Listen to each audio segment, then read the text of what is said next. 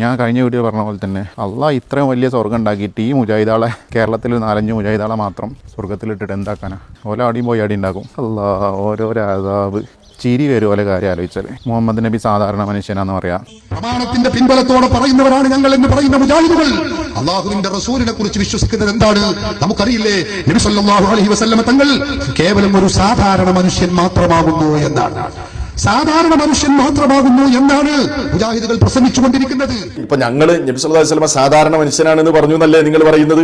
അള്ളാഹുവിന്റെ റസൂൽ സാധാരണ മനുഷ്യനാണ് എന്ന് നിങ്ങൾ പറഞ്ഞിട്ടില്ലേ? മനുഷ്യ പ്രകൃതിയിൽ നബി സല്ലല്ലാഹു അലൈഹി വസല്ലമ മറ്റു മനുഷ്യന്മാരെ പോലെ സാധാരണ മനുഷ്യനാണെന്ന് നിങ്ങൾ പറഞ്ഞിട്ടില്ലേ? ഇതാ നിങ്ങൾ ഈ കാണുന്നത് ഖുർആൻ പരിഭാഷയും വ്യാഖ്യാനവും അബ്ദുറഹ്മാൻ മഖ്ദൂമി പൊന്നാനി. ഇതാ നിങ്ങൾക്ക് ഞാൻ വായിച്ചു കേൾപ്പിച്ചതാ.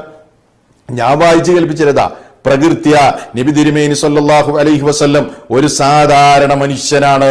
നിങ്ങൾ എഴുതി വെച്ചിട്ടില്ലേ? കാഫിറാക്കുമോ നിങ്ങളൊന്ന് പറ, കാഫിറാക്കുമോ? ഞങ്ങൾ ഇതന്നെയല്ലേ പറഞ്ഞത്? പ്രകൃതിപരമായി ഉണ്ണുക, ഉറങ്ങുക, രോഗം ബാധിക്കുക തുടങ്ങിയ മനുഷ്യ പ്രകൃതിയിൽ മറ്റു മനുഷ്യന്മാരെ പോലെയുള്ള പ്രകൃതം അള്ളാഹുവിന്റെ റസൂലിനും ഉണ്ടായിരുന്നു. എന്നാൽ അവിടത്തേക്ക് മറ്റു മനുഷ്യന്മാർക്കൊന്നുമില്ലാത്ത വഹ്യ് അത് നബി സല്ലല്ലാഹു അലൈഹി വസല്ലമക്ക് മാത്രമുണ്ട്. അതേപോലെ നബി സല്ലല്ലാഹു അലൈഹി വസല്ലമക്ക് വേറെയും ഖസായിസുകളുണ്ട്. മനുഷ്യ പ്രകൃതിയിൽ മറ്റു മനുഷ്യരെ പോലെയായിരുന്നു. ഇതല്ലേ ഞങ്ങൾ പറഞ്ഞിട്ടുള്ളത്? ഇതിന്റെ പേരിലാണോ ഞങ്ങളെ കാഫിറാക്കുന്നത്?